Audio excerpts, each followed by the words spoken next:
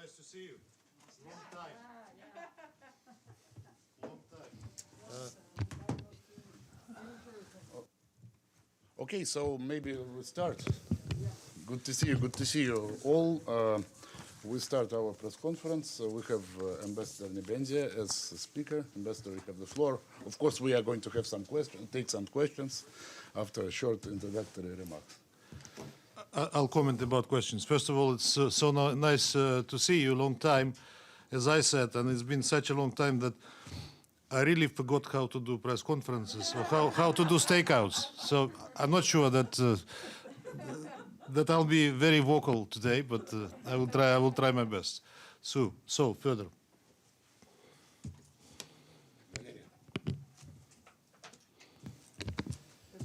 Thank you so much. Thank you so much, Ambassador, and it's very good to see you here in person. So my question is on Syria cross-border aid. UN, US, and others warn of dire humanitarian consequences for over 1 million Syrians if all border crossings are closed. So are there any chances to find a common ground on the draft that would renew the authorization for 12 months before the deadline of the July 10th? Thank you so much. I'm surprised this question came first. Yes, indeed, you know that our colleagues in the Security Council, the pen holders, they produced a draft which will be first discussed today. We told them in the very beginning that what we hear from our colleagues about reopening the closed cross-border points is really a non-starter. We are discussing the one that is remaining in Idlib, Bab al-Hava namely. When we were extending cross-border last year till 10th of July this year, we were very clear that we, besides the cross-border, we have to ensure stable deliveries from the cross-line, from inside the Syria. As well as on rectifying the defects of the cross-border, including marking, labeling the humanitarian trucks and the control over the distribution of assistance. We had a meeting on humanitarian Syria the other day. You might have followed it, and there was a lady from the NGO that delivers humanitarian assistance to Syria. We were asking her questions. What are her monitoring mechanisms and who are these people that distribute humanitarian assistance? Frankly, we didn't get any clear answer on that, except for the assurances that this is being done very prudently, that the information is being triangled, that it is only based on community on those people whom communities trust, etc., etc. So the questions are still there. Meanwhile, in the same time, we've been struggling with a single humanitarian convoy, a joint convoy by the ICRC, UN, Syrian Red Crescent Society, for which the Syrian government, Damascus, gave permission as long as last April 2020. Still nothing happened, and this really became ridiculous. We understand who is stalling those deliveries, and that brings a larger question on what will happen to Idlib, in Idlib in general, because it is no secret that Idlib is controlled by a terrorist organization listed as such in the Security Council. The organization that betrays itself as the civil administration of Idlib. We know the ways how they administer Idlib and what they are doing inside of it. But it is no secret that this humanitarian aid in particular is a great help to not just to the people of Idlib, but to that organization itself, namely Hayat Tahrir al-Sham. Now, if we talk about cross-border in general, we have to recognize that cross-border in Syria is a unique operation. unique in the sense that it is the only operation of that nature of humanitarian assistance in the world. Nowhere else in the world cross-border is being used, and of course it totally contradicts the humanitarian principles of rendering humanitarian assistance and principles of international humanitarian law, for which our partners so vehemently advocate. And it also violates another condition, which is a must in any humanitarian operation: the agreement of the recipient government. The Syrian government never liked cross-border. The Syrian government always said that it's a violation of its sovereignty and territorial integrity. The Syrian government wants to close cross-border. And when we hear that there is no alternative, I think it's a little bit of a slyness, because when Yerubia was closed, which you, of course, well remember, we also heard that that will be a disaster for the population of Northeast. But today, facts on the ground say, and UN confirms that they have increased humanitarian assistance to the northeast of Syria through the Syrian government, through the cooperation with the Syrian government, and in general, the humanitarian assistance in Syria on territories which are controlled by the Syrian government has improved dramatically since the time the cross-border operation was introduced, and it was introduced in special circumstances when there was no access to many parts of Syria, not just northwest. But of course, today it is an outdated operation, and eventually it will be closed. Okay, we'll take row by row. Pamela. Thank you, Fedor, and thank you, Ambassador. It's good to see you in person. Pamela Falk from CBS News. My question is a bigger one. Your president and President Xi signed a peace treaty or re-upped the friendliness treaty. Do you see an impact here at the United Nations with Russia and China?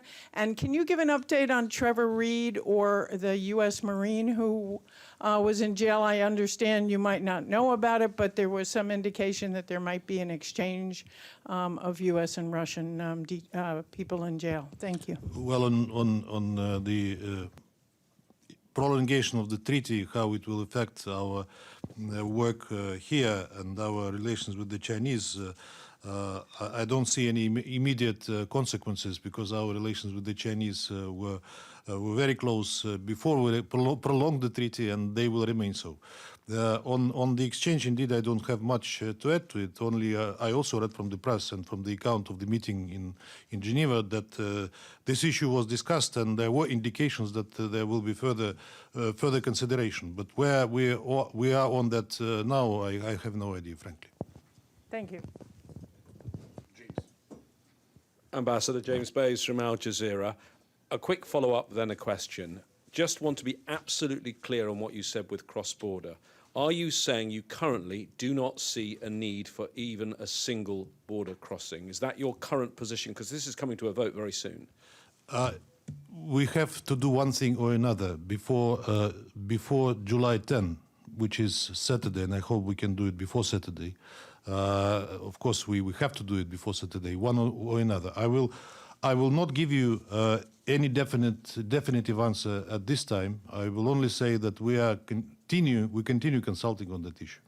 And my actual question, my wider question, is there are human rights activists and some council members who would like to see tougher action, particularly on Tigray and Myanmar. They'd like to see sanctions in place. There are some council members, you are one of them, that doesn't support that policy. Can you explain to us why, and whether you see the point that's made by some, that if the Security Council doesn't take punitive action in cases like this, then it risks becoming toothless and irrelevant? I think these accusations are leveled on the Security Council, have been leveled on the Security Council since its inception. And you know, the Security Council is a body of a collective wisdom, or the absence of such in certain cases. So you cannot adopt a decision unless you have full agreement in the Security Council. I mean, I'm not teaching you, lessons on that. You know it perfectly well. But you need agreement and you need consensus. Consensus means that you need to compromise on things. And of course, we view one situation or another perhaps in a different light. In what concerns Tigray, we are of course concerned with the humanitarian situation there. Although we have to recognize that the bulk of humanitarian assistance to Tigray was and still is being provided by the Ethiopian government. But of course we are advocating, as others, the humanitarian access for the international organizations as well. What happened in the recent days, the unilateral ceasefire that the Ethiopian government announced gives us a light glimmer of hope, because we always said that there is no solution to any crisis which in particular is waged by military means.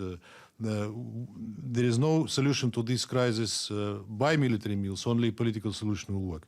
How that will translate in what is happening in Ethiopia, is it a temporary lull, or is it a road which will pave the way to the political settlement?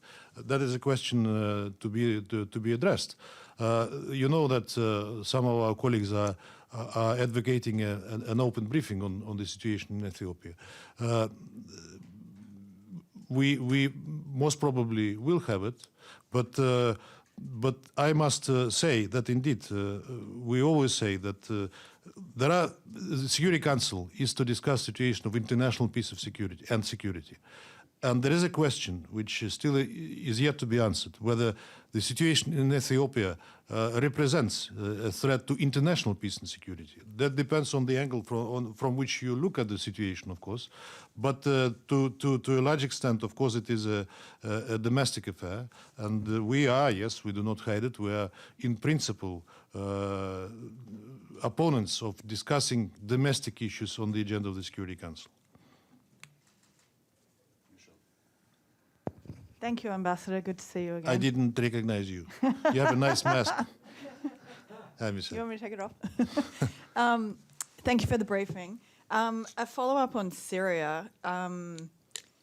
While you say you're going to consult on this, largely what you've said this morning would indicate that you're swaying towards not renewing this cross-border operation. Would that be a fair assessment? I understand you want to extract an answer from me, but I would like to maintain the intrigue, okay? So the United States then has said that if it can't work with Russia to renew this operation, that could impact further cooperation between the United States and Russia on Syria. What do you interpret that to mean? What areas could be affected? That I think you have to ask those who made that statement. We hear from our American colleagues after the summit, which was, by all accounts, a successful event in the sense that that was a professional dialogue without hiding, of course, differences which nobody hides. And there were agreements, or rather understandings reached there on a few areas, in particular, of course, on strategic stability, on cybersecurity, for which we advocated a long time. We wanted US to engage on cybersecurity much earlier. I mean, from earlier days, from the days when they were leveling accusations about this cyber crimes that allegedly Russia committed, and we were asking them to sit at the table and compare notes. Finally, Biden administration agreed to engage in this, and this is a very welcome development. We were willing it. There was an understanding that we'll continue our dialogue on regional situations, including Syria. Of course, bilateral issues which are still pending and which is a very big irritant in our relations. Now, on a particular, but then when the summit was over and it was commented by, including by the representative of the US administration, both in the White House and in the State Department, We hear again conditions which Russia has to meet before U.S. will engage on certain issues. We've been saying many times over, and we continue to say that we are prepared to engage, to cooperate, but not on the condition of conditions. And that's a very clear thing. And I heard also that what you said, that cross-border is a litmus test of our future engagement in Syria. Well, I think that U.S. is interested in engagement on Syria no less than Russia does, with Russia and with the international community at large.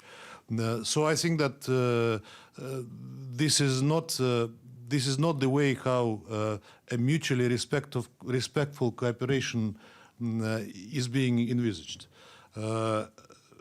Let's see. We also have questions to the United States on its engagement in Syria and other regional issues.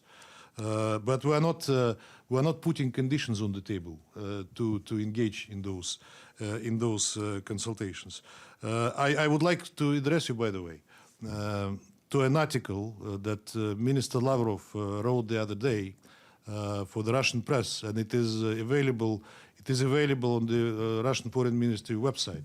The article is called "Law, Rights and Rules," and it will give you a clue to many things that we are discussing. I mean, the way Russia sees the world, the way Russia sees how it is being approached, it is being looked at, and how we look at those things about the international cooperation, about multilateralism, about rules, about laws, and about rights as well.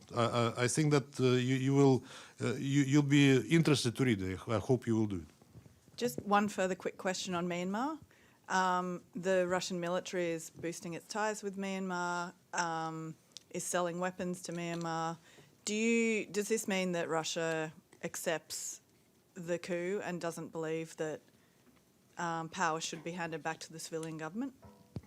Look, do we have an arms embargo with Myanmar? Can I ask a reciprocal question? We do not. I can answer. You don't, but the Yes. General Assembly overwhelmingly called for one. You know what the results of the vote was? Okay. It was not a unanimous decision by the General Assembly. We are not advocates of any country situation to be discussed in the General Assembly because frankly, it's not its business, if I may put it bluntly. But that is a trend of the recent years, that these country situations and other issues that do not belong to the General Assembly, but they cannot be promoted through other UN organs which are more appropriate to deal with those situations, are being put to the General Assembly with an idea of sheer majority to adopt one resolution or the other. And Myanmar resolution was one of such resolutions, but it was not adopted with overwhelming majority. The situation is there is very difficult. It is not. You cannot assess it, with like black and white. Yes, we are for the restoration of the normal functioning of the country. You know that military committed to hold elections, but you have to recognize that military is a part of the Myanmar landscape. It has been this way a long time before the current situation, and they will never go anywhere. They will be part of the political landscape of Myanmar in the future. You cannot tell military, pack your things and go. They will stay there. They will be part of the how the country operates. So we have to look at that, not from a black and white point of view, but taking all factors into account. Edie. Thank you. Thank you very much, Mr. Ambassador. Very nice to see you. Please do this often. Edith Lederer from the Associated Press. A couple of follow-ups. First, when you talked about the United States putting conditions on certain issues, aside from the cross-border issue, was there anything else that you were thinking of or you believe that conditions have been imposed? And it sounds like you're disappointed in the follow-up to the summit between Presidents Putin and Biden. Are you concerned that that it's not going in the right direction? And then I have a follow-up on Syria, but not on cross-border. I'm not concerned about the follow-up because there was no follow-up yet. It yet has to follow. And I hope it will follow soon. I know it's not my piece of cake, as you know. It's mostly bilateral issues and bilateral dialogue. I know that the dialogue on strategic stability is said to be starting sometime in July, and they are working, I understand, on both sides to prepare for it. I read yesterday in the press that Ambassador Sullivan, who arrived back in Moscow, said that he's planning shortly, and already started, to discuss bilateral issues with his Russian counterparts, meaning the aim is to normalize our bilateral relations, which are a shame, frankly. You cannot recall anything like that in the whole history of U.S.-Russian relations. Bilateral relations, including diplomatic relations, which are unprecedented in any time, in any point of time, and that affects not just our functioning of our diplomatic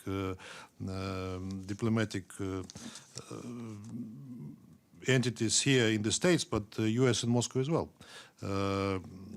It was not our choice. We never aspired for that, and we want to rectify it as soon as possible. I think that's the easiest thing to zero, to null, to cancel what has happened in the last 4 years. Visas, properties, personnel, etc. I hope it can be done. So on cybersecurity, I have no idea when it will start, but the commitment was, or at least a pledge was made. And on other issues, on regional issues, this dialogue, one way or the other, it was happening before. It is not that we are starting it from scratch. I hope it will be more structured dialogue, but let's see. Let's see where, in what format, and when. My follow-up on Syria is that the Special Representative, Gar Peterson, is proposing that the international community, a larger group, hold a meeting to actually start discussing steps that could be agreed on, that could actually form a base for an eventual political agreement and peace. Does Russia support this, and do you believe that, excuse me, that this is a positive way to try and move the stalemate on moving toward peace forward? Whoever can contribute to the political settlement in Syria is mostly welcome. And if that eventual format, which is only an idea that Geir aired, including in the last meeting on political Syria here in the Council, how it will work out, that's a big question. Whether it will work out, it's a big question. At present, we have basically two working mechanisms on Syria, on the political and other tracks. The other question is how they are working. I'm not touching upon this at present, but this is the Constitutional Committee, and the Astana format, which will take place 7-8 July, and Geir will be there, by the way, which discusses more technical, down-to-earth issues with the Syrian government and the opposition and the guarantors. The Constitutional Committee at present is the only body that deals with the political settlement in Syria. Besides, of course, the Security Council that discusses it on a monthly basis. The sixth session of the Constitutional Committee yet has a chance to convene in July. The preparations are still going on. And Geir was not elaborating on that when he was in the Security Council, but they are working behind the scenes on agreeing on the format of the meeting. And I personally think, from what I know, that an agreement on how to proceed can be reached. The other thing is that the Constitutional Committee cannot become a hostage of technical issues and technical differences. And of course, we count on Geir and the UN as a facilitator of that process. And that is their mandate, to facilitate, not, of course, to impose anything on either side, because it's only the Syrians, as we all know, who can, must, and are entitled to settle and to move the process forward. So I cannot answer to your question definitively, because that was an idea. Nothing has been established. Whether it will be helpful, that is yet to see. There's nothing yet to discuss, because we don't have anything established. Sylvia. Ambassador, there is a growing connection between Russia and the sub-Saharan country. Russia was one of the first countries to back the coup in Mali. What is the influence? Russia was the first country to what? Sorry. To, let's say, recognize the coup in Mali. Recognize the coup. What do you mean, recognize the coup? To meet with the leaders of the coup in Mali.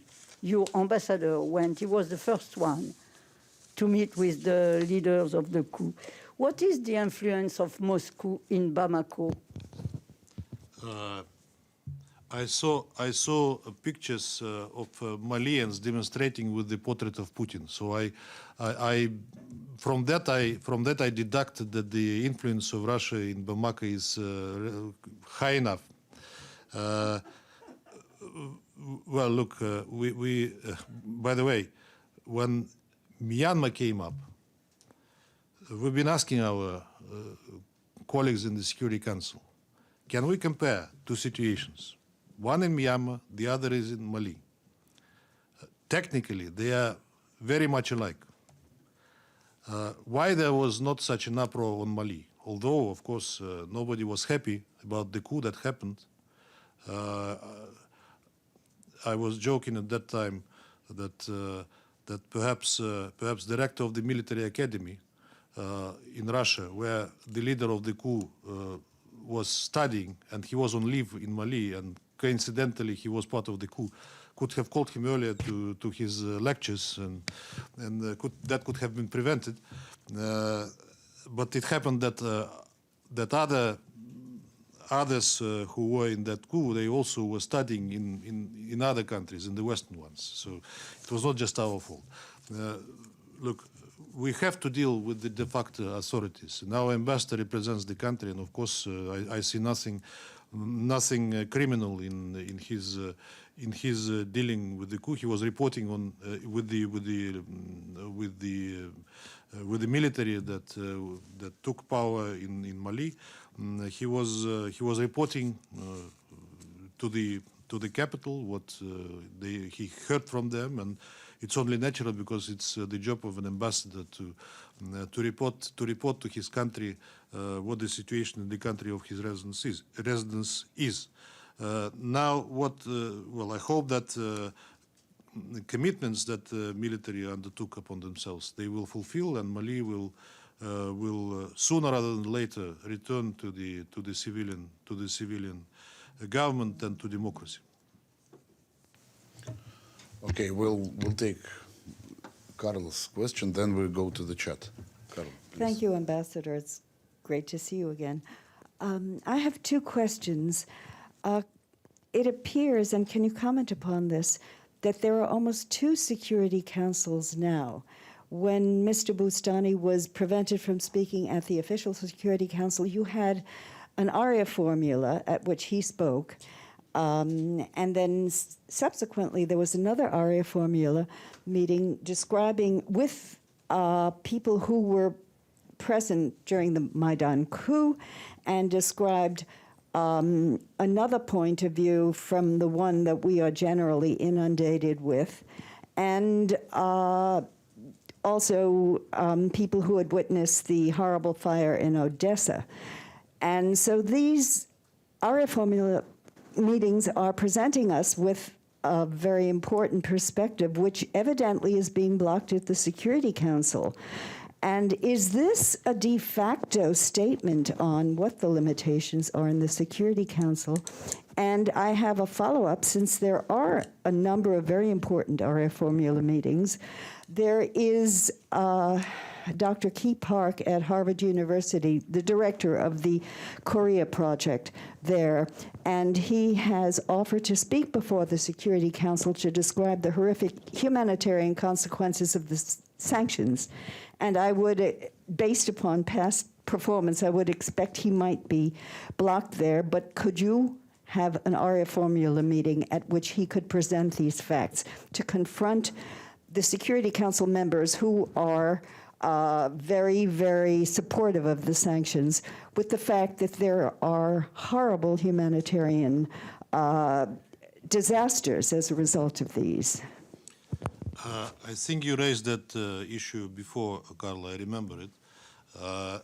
Now, we are speaking about the need to separate political and humanitarian in North Korea all the time, because, of course, it's clear that there is an over-compliance of the sanctions regime that was imposed upon DPRK by the Security Council. And the humanitarian situation there is dire, indeed. And that was, as you saw yourselves, recognized by the authorities as well, that the situation is difficult. We together with our partners, are advocating on easing the sanctions and on increasing humanitarian aid to North Korea, but it doesn't go through yet. We have a sanctions committee, as you know, which convenes from time to time, and there we are doing our best to promote that. And I hope that that how do you call it?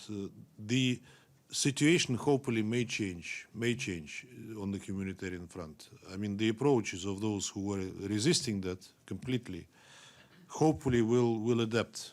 I'm not. I cannot guarantee, but I have a sense that this issue will be addressed in a more pragmatic way. Now on ARIA formulas, indeed, you rightly said that that some ARIA formulas that we held during the pandemic could not have happened before the pandemic for simple reasons, because those people who spoke on the screen would never be given visas to attend an ARIA formula meeting. So that gave opportunity not just to us, but to many others, to raise issues that perhaps were not possible to raise in normal days. We are not rejoicing at that, of course, but we would be glad to see those people that were on the screen here live, because they can share with the international community something which some members of the international community prefer not to notice completely.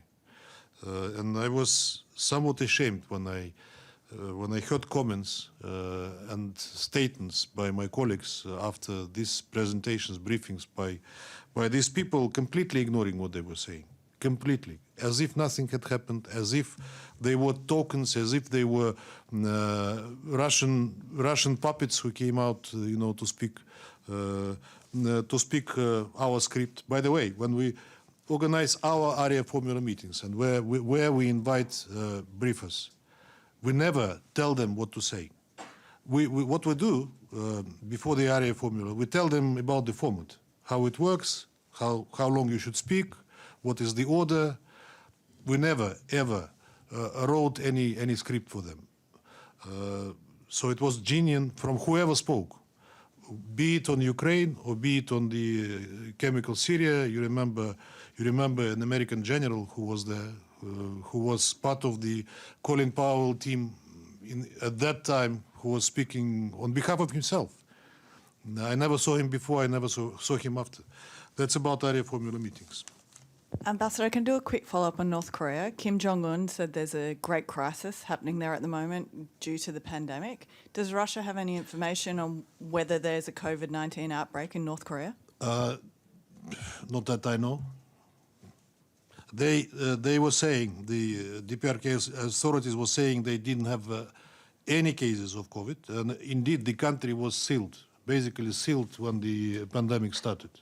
And that was one of the reasons why the situation with humanitarian assistance also deteriorated, because UN could not operate in the country. Some of the personnel left. That is also an issue that adds up to the dire situation, the humanitarian situation in that country. But I have no statistics on their COVID situation. Ambassador, very quick follow-up again on your area formula. Just very, very quickly, do you believe that anyone who is invited to speak at a meeting should be allowed to attend to the UN in New York? Does that apply to Taiwanese officials? Look, that is a question to be discussed between People's Republic in China and the host country, not by me. But that depends on who will dare invite a Taiwanese official here, and I would be interested to see how the situation will develop if this is the case. Okay, Abdul Hamid now. Thank you, Mr. Ambassador. Good morning. My name is Abdul Hamid Sayam from the Arabic daily Al-Quds Al-Arabi.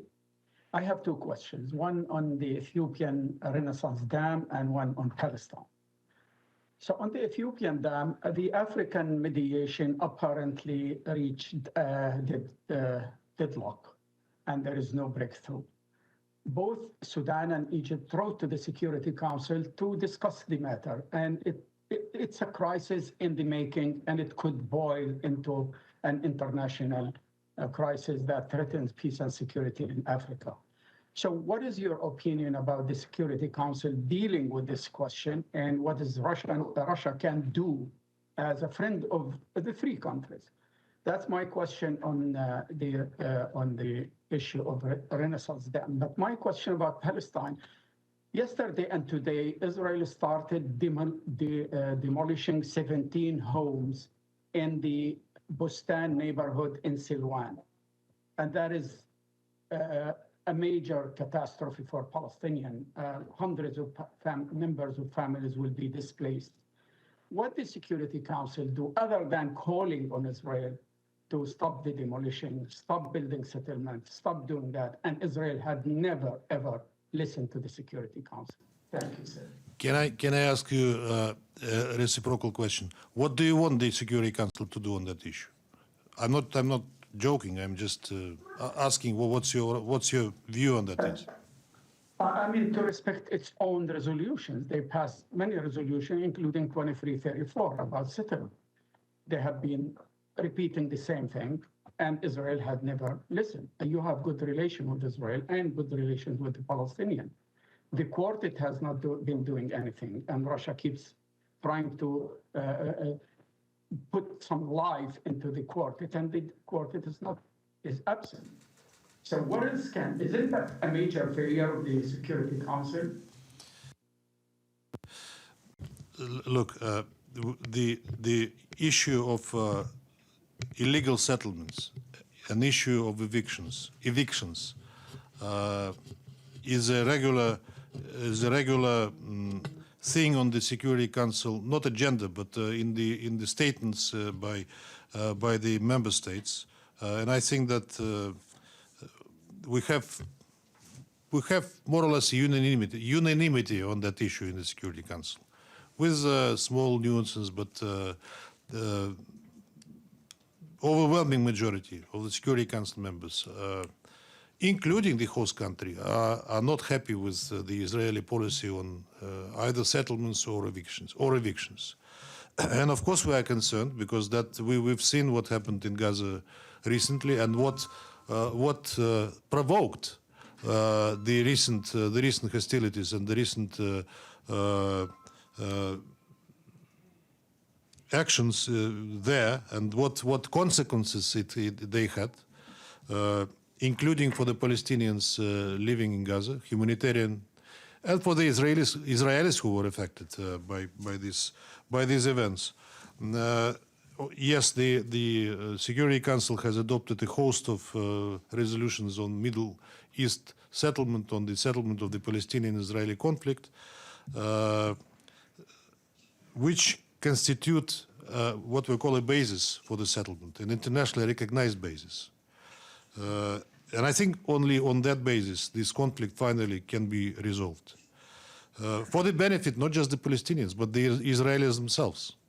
And I think that many in Israeli societies understand the need to find peace with Palestinians, to find a settlement to that conflict. The fact that Israel continues these activities is not, of course, a thing that we are happy about, including eviction of people from their homes, which is not very humanitarian and humane at all. We will continue. You said about the quartet. Indeed, we've been trying to breathe a new life into the quartet, including during Trump administration, which had its own views on the settlement, as you very well know. And with this administration. Now the quartet is functioning. U.S. rejoined.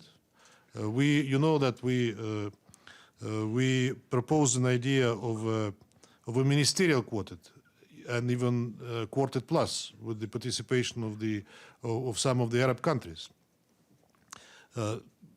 This year we celebrate 30th anniversary of Madrid agreements, by the way, and that is a good opportunity to look back at what happened and what has not happened in the Middle East settlement, which we always stress in every statement I do in the Security Council, is a key to whatever settlement in the Middle East.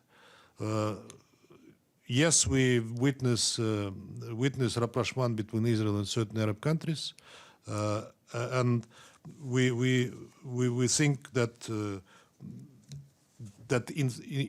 it is good, but it cannot be done at the expense of the Palestinians and at the expense of settling the decades-old Palestinian-Israeli conflict. Now, the first question was on the dam. Look, indeed, all three countries are our friends, and nobody is happy that they could not yet agree on that issue. We strongly advocate they do it in a trilateral way, primarily based on the 2015 Khartoum agreements. We are in contact with them, and they are in contact with us on a continuous, on a permanent basis on that issue. I don't think we should discard the African Union mediation on that issue. It is important that African Union is involved because, as we say, African solutions to African problems, and this is exactly the case.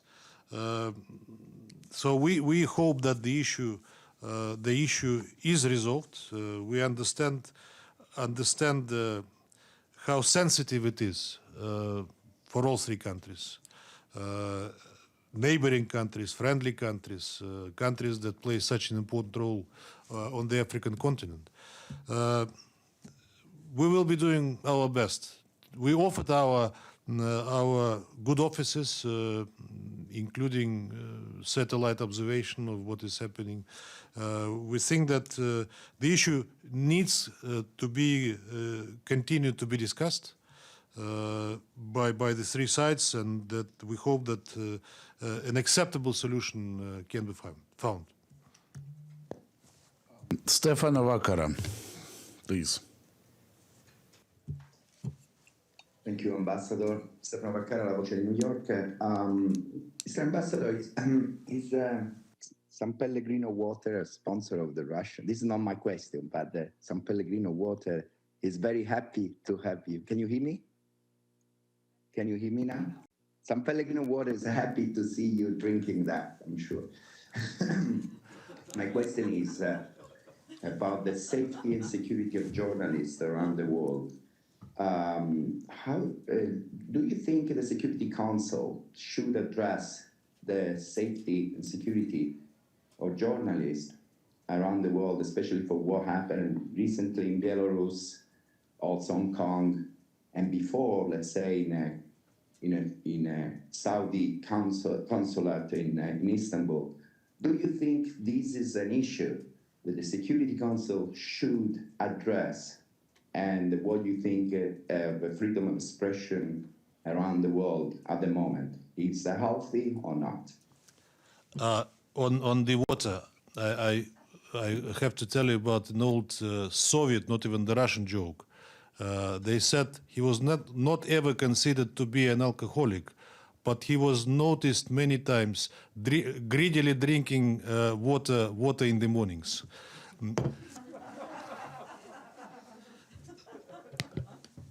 Look, we of course support the freedom of expression, and we condemn any incidents that involve journalists. On the discussion in the Security Council, we do not think, frankly, that journalist is a special category of people. Yes, a respected group, respected people who are trying to bring truth most of the time across, and when they are punished for that, including severely, including being killed, because sometimes they work in areas which are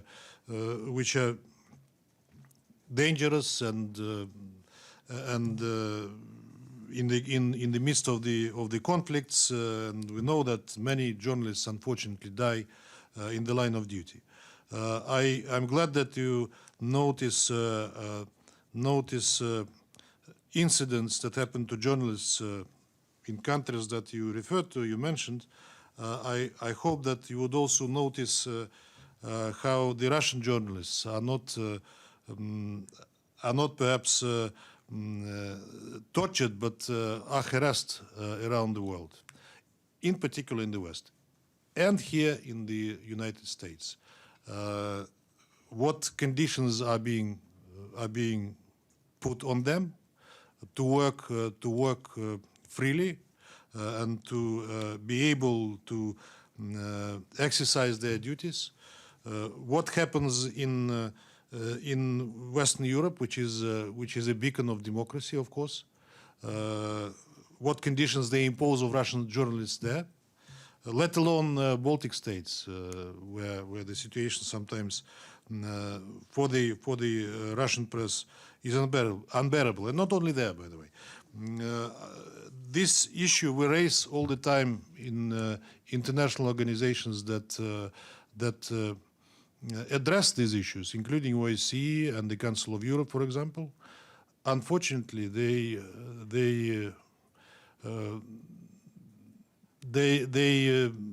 remain unattended to. So on your question to discuss the plight of journalists in the Security Council, that should be adopted to the Council mandate as well, if we ever discuss such a thing in the Security Council. And at present, I don't see where is the mandate of the Security Council on that issue in particular. We have time for a couple of more questions. We have Nabil Saab in the chat and Evelyn Leopold. Let's end up with them. Maybe we'll have one more question from the room. Thank you. Thank you, Mr. Ambassador, for this briefing. I would like to ask two questions. One on the Syrian refugees. Do you think that the refugees should wait until the political settlement is agreed on, or do you think any progress can be done for the refugees, especially that many of them have voted for President Assad in the recent elections organized by the Syrian government? And two, on Afghanistan, I read here that your colleague in Afghanistan, the Russian ambassador, said that Russia does not see a threat from the Taliban in Afghanistan. So Russia doesn't see a direct threat from the Taliban. I'm quoting the Russian ambassador from some news stories came from Kabul yesterday. Is this an indication that you are open to review or to improve your relation with Taliban after the American withdrawal from Afghanistan, or what's the approach for Russia and Afghanistan in the coming weeks? The first question was on Syrian refugees. Well, I think that that's primarily a personal choice. Each person should evaluate whether he or she can return, willing to return, whether there is a space where to return, whether the return is voluntary and dignified, as is provided for in the approaches towards the refugee issues.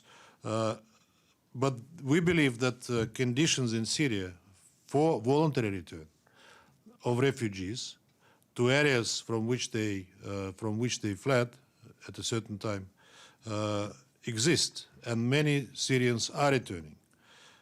On the other hand, they are prevented to return, not physically, but politically, because they are being told that the conditions are not ripe there, that you will be persecuted, that you'll be conscripted, you will be punished, you will end up in jail, etc. Practice shows that this is not the case, and the return to Syria by the refugees has been rather steady in the recent couple of years. I think eventually, hopefully, when Syria is back on track, everyone will return. It's their country and it's their life, and I hope that they will be able to return to the places of their residence in a dignified and voluntary manner and live in a country which is their own. Now, on Afghanistan, on Taliban, I understand that was said in a context. I didn't see the quote, but I understand this quote was a kind of a comparison between Taliban and ISIS, which is also a part of Afghanistan, on Afghani landscape, unfortunately. We've been saying that long time, since I arrived here. It was vehemently rejected by our partners. They said there is no ISIS in Afghanistan. Finally, they recognized it. They recognized it, and they know the areas. We all know the areas where they operate. And that was said in a context that Taliban's, as far as I understand, the Taliban's aim is their own country, while the ISIS aim is expansion and jihadist ideology of a global caliphate. Now on Afghanistan peace settlement, you know that yes, we are dealing with Taliban. We are part of the peace process, including through the so-called extended troika, which is U.S., Russia, and U.S., China, Russia, and Pakistan. We actively participate in any peace efforts that are being promoted for the settlement, eventual settlement of the situation in Afghanistan. And I think that that should be done early. That should be done early because Taliban itself claims that it controls 80% of the territory of Afghanistan today. How exact are these figures? It's not for me to comment upon, but there should be a solution. And the solution cannot be made without taking into account that Taliban, again, is a part of the Afghani political landscape of Afghanistan. We are doing whatever we can.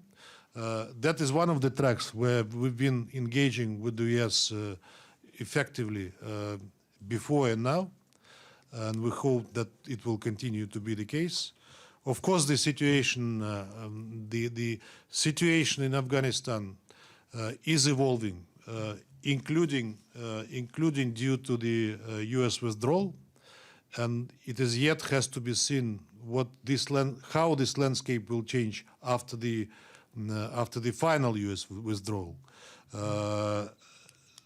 So all these factors they speak for the need to reach that agreement as early as possible.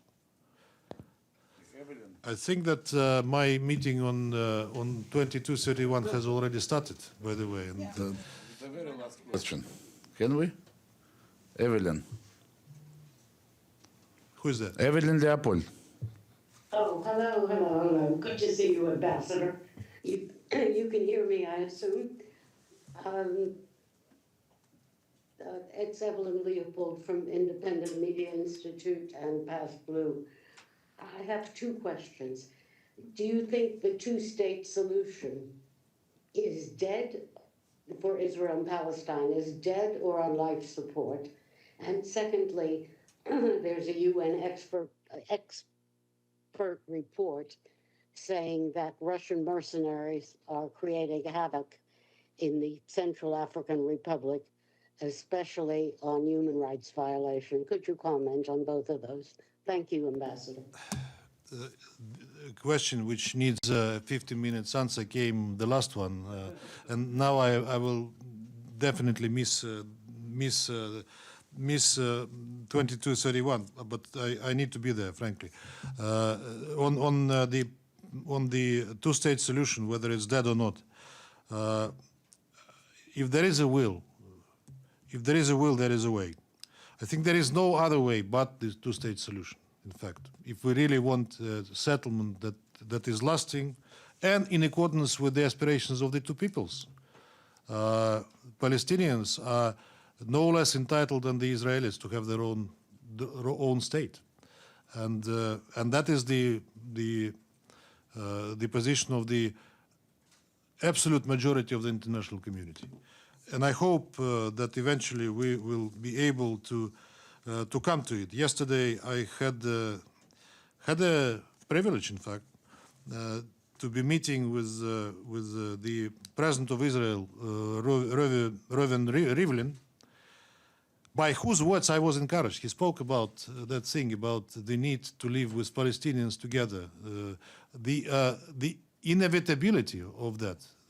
There is no way to divorce. There is no way to have Palestinians out. They are part of that land. And he was stressing that point. He was stressing that there is a need to live together in peace. And I was encouraged to hear. But then we'll see. Let's see what will happen.